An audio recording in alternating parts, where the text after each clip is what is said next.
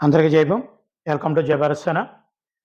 ఈరోజు ఆంధ్రప్రదేశ్‌లో వైఎస్ షర్మిల ఆమె చేసే విమర్శలు గాని, ఆమె మాట్లాడే మాట తీరు గాని, ఒక విధంగా వైసీపీ పార్టీకి, వైసీపీ కార్యకర్తలకి, జగన్మోహన్ రెడ్డికి, వైసీపీ ప్రభుత్వానికి చాలా ఇబ్బందికరం. మొన్న 21 తారీఖున ఆమెని ఆంధ్రప్రదేశ్ కాంగ్రెస్ పగ్గలు చేతబట్టిన తర్వాత ఆవిడ మాట్లాడిన మాటలు గాని, తద్వారా దానికి కౌంటర్ ఇచ్చిన వైవి సుబ్బారెడ్డికి ఈరోజు ఆమె జిల్లాల పర్యటనలో భాగంగా బస్సులో ప్రయాణిస్తూ చాలా గట్టి సవాలు ఇది ఒక విధంగా వైవి సుబ్బారెడ్డి కంటే ముందుగా జగన్మోహన్ రెడ్డికి సవాల్ ఇచ్చినట్టే. ఎందుకంటే ఆవిడ ఆంధ్ర రాష్ట్రంలో ఒక అభివృద్ధి గాని, ఒక నిరుద్యోగ వ్యవస్థ నిరుద్యోగులకు ఉద్యోగాలు ఇచ్చే విషయంలో గాని, ఉప ఉప సారీ టు ఉపాధ్యాయులు కాదు, ఎంప్లాయీస్‌కి జీతాలు ఇచ్చే విషయంలో గాని, ఒక ప్రభుత్వాన్ని నడిపే విధానంలో గాని, వైసీపీ ప్రభుత్వం జగన్ రెడ్డి ఫెయిల్ అయ్యారు.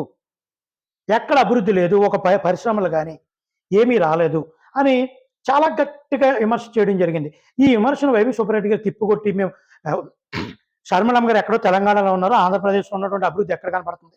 కావాలంటే వచ్చి చూపిస్తానేటప్పటికి దానికి కౌంటర్‌గా వైఎస్ షర్మిల గారు చాలా గట్టి కౌంటర్ ఇచ్చారు ఈరోజు బస్సులో ప్రయాణం చేస్తూ. టైం వాళ్ళు చెప్పినా సరే, టైం మమ్మల్ని చెప్పమన్నా సరే, ప్లేస్ వాళ్ళు చెప్పినా సరే, మమ్మల్ని చెప్పమన్నా సరే, రమ్మనండి చూద్దాం. మీరు ఎక్కడ అభివృద్ధి చేశారు? ఎక్కడ పరిశ్రమలు తీసుకొచ్చారు? మీరు ఎక్కడ ఈ రాష్ట్రాన్ని బాగుపరిచారు?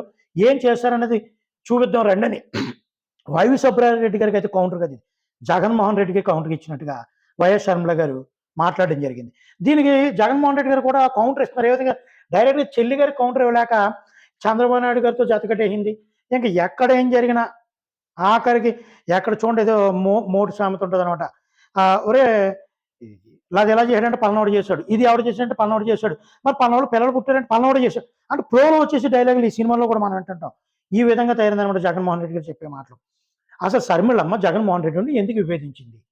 వాళ్ళ కుటుంబ తగాదాల వలన, పార్టీలో ఉన్నటువంటి రెండో స్థాయి షర్మిలమ్మకి వచ్చేస్తదేమని భారతి గారు భయపడ్డారా? జగన్మోహన్ రెడ్డి గారు అరెస్ట్ అయితే రెండో స్థానంలో ఉన్నటువంటి షర్మిల గారికి ముఖ్యమంత్రి పదవి వచ్చేస్తదని ఒక భయంతో ఆ స్థానంలో భారతిరెడ్డి గారిని కూర్చోబెట్టాలి కాబట్టి షర్మిలమ్మని విజయంలో దూరం పెట్టారా? ఇవన్నీ జగమెరిగిన సత్యాలు. ముఖ్యమంత్రి అవ్వాలని షర్మిలమ్మ కోరుకుందా? ఆ పార్టీలో తన అన్న ముఖ్య ప్రాధాన్యతతో పాటు తనకు ఎంతో కొంత ప్రాధాన్యత ఉండాలి. తనకి ఎంతో ఏదో ఒక చిన్న పదవి ఉండాలి అని ఆశించి 2014 నుంచి 2019 ఎలక్షన్‌లో కూడా 2 ఎలక్షన్‌లోనూ కాలుకి బలపం పట్టుకుని తిరిగింది. తన అన్నను ముఖ్యమంత్రి చేయాలనుకుంది తప్ప తానెక్కడ సొంతంగా ఇన్‌ఫ్లూయెన్స్ సంపాదించేసుకొని తన అన్నను పక్కకి గెంటాలనే ఉద్దేశం కోసం ఎక్కడ వైసీపీ కార్యకర్తలు కూడా జెన్యూన్‌గా అప్పుడు చాలా షర్మిలమ్మకి సపోర్ట్ చేశారు. కానీ ఈరోజు కొంతమంది మూర్ఖత్వ యాదులున్నారు. తన వరిమిలమ్మ శీలాన్ని శంకిస్తూ చూసారా? చాలామంది ఇందులో రెడ్లు కూడా ముఖ్యంగా వరిమిలమ్మ శీలాన్ని సంఘర్షిస్తూ తనకి అక్రమ సంబంధాలు అంటగడుతూ గతంలో టీడీపీ వాళ్ళు మరొకరు వైసీపీ జనసేన వాళ్ళు అక్రమ సంబంధాలు అంటగడితే పెద్ద కళ్ళ నీళ్ళుగా చేసుకున్నట్టు వలవలో చేసిన ఈ జగన్మోహన్ రెడ్డి కానీ వైసీపీ బ్యాచ్ కానీ ఈ రోజు సొంత చెల్లిని ఏ విధంగా విమర్శిస్తున్నారండి? నిజంగా ఆమె వైసీపీ పార్టీని విమర్శించింది అనుకో, ఆ విమర్శలు ఏ విధంగా ఉండాలి?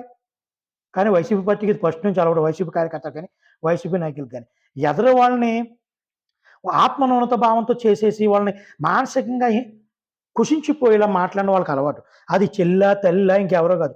రేపు పొద్దున్న జగన్మోహన్ రెడ్డి ఇలా చేయడం భారతమ్మ పొరపాటున చిన్న మాట అంటే భారతమ్మ కూడా అక్రమ సంబంధాలు అంటగట్టే బ్యాచ్ ఉంటారు వైసీపీలో. ఇది మాత్రం వాస్తవం. కానీ షర్మిలమ్మ చేసే విమర్శ అయితే మాత్రం ఈ రాష్ట్రంలో ఒక సంచలనమే. జై భీమ్ అందరికీ. దయచేసి మా ఛానల్ సబ్స్క్రైబ్ చేయండి, సపోర్ట్ చేయండి.